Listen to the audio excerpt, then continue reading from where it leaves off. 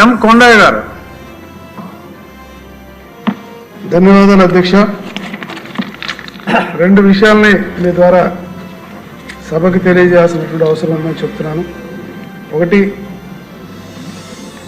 ఈ రాష్ట్రంలో చేనేతలు అధికంగా ఉన్న నియోజకవర్గం లాగా మా చీరాల నియోజకవర్గం కూడా ఉన్నది. అయితే ఈ సంవత్సరం చేనేత దినోత్సవం కూడా ఆ నియోజకవర్గంలోనే జరుపుకోవడం జరిగింది. అయితే అక్కడ ఉన్న ప్రజలకి అక్కడ హ్యాండ్లూమ్ పార్క్ ఇస్తామని చెప్పేసి ఒక మాట ఇచ్చాం. అది ఎప్పుడు ప్రారంభిస్తున్నారు అన్న విషయాన్ని ఒకసారి తెలియజేయాల్సినటువంటి అవసరం ఉంది.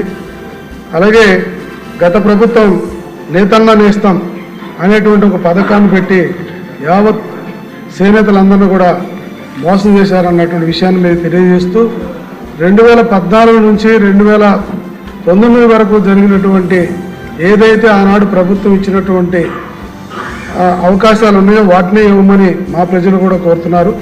అలాగే రెండో విషయానికి వస్తే, మాకు 5 లిఫ్ట్ ఇరిగేషన్స్ ఉన్నాయి. కేవలం వ్యవసాయం ఈ 5 లిఫ్ట్ ఇరిగేషన్స్ ద్వారానే జరుగుతుంది.